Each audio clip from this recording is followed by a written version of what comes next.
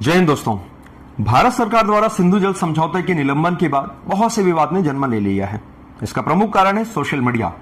एक रील में यह दावा किया गया है कि पाकिस्तान के लोग भूखे प्यासे हैं, वो जल की एक एक बूंद के लिए तरस रहे हैं। ऐसा कुछ नहीं है। भारत के कुछ लोगों ने यह सवाल भी किया है कि सिंधु जल समझौते के निलंबन के तत्काल प्रभाव आपको क्या देखने को मिलेंगे या फिर इसके प्रभाव आपको बाद में देखने को मिलेंगे। आइए इसको बहुत ही आसान सी भाषा में समझते हैं। कल के वीडियो में मैंने आप लोगों को बताया था कि 1960 में हुए यह समझौता दोनों देशों के बीच अर्थात भारत और पाकिस्तान के बीच, जिसमें 80% जल का उपयोग पाकिस्तान और 20% जो है वो भारत कर सकता है, जिसमें पश्चिमी नदियां अर्थात सिंधु, चेनाब और झेलम पाकिस्तान के खाते में और पूर्वी नदियां अर्थात रावी, व्यास और सतलज भारत के खाते में। ऐसा नहीं है कि इसके पहले हमने इस पर कोई रिवर प्रोजेक्ट नहीं बनाया है।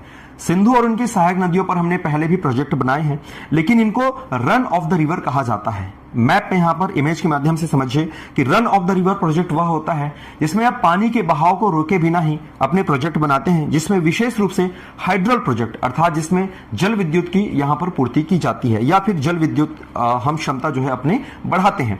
बहुत सारे ऐसे प्रोजेक्ट ऑलरेडी भारत में बनाए गए हैं जिसका समय समय पर पाकिस्तान ने विरोध भी किया है।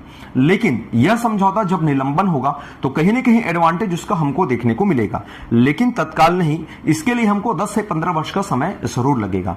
आप एक छोटे से उदाहरण से समझिए कि दो भाई हैं और दोनों भाइयों के बीच यह बंटवारा किया गया है कि एक 100 एकड़ की भूमि है, जमीन है, जिसको 50-50 एकड़ दोनों भाइयों को दिया गया है।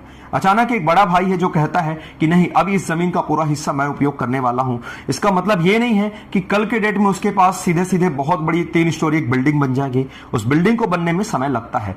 तो ठीक उसी प्रकार से समझौते के निलंबन के बाद हमें भी समय लगेगा कि जब तक हम एक मजबूत इंफ्रास्ट्रक्चर या एक बड़ा सा डैम या रिजर्वायर ना बना ले, तब तक हम यह नहीं कह सकते कि पाकिस्तान को इससे प्रभाव होगा।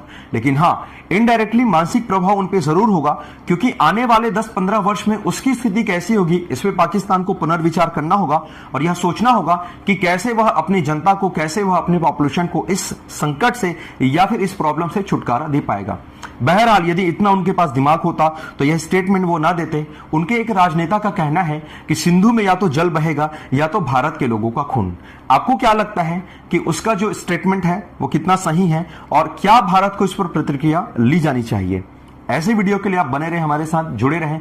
यदि आप हमारे इस चैनल पर नए हैं तो इस चैनल को सब्सक्राइब करना ना भूलें। Thank you.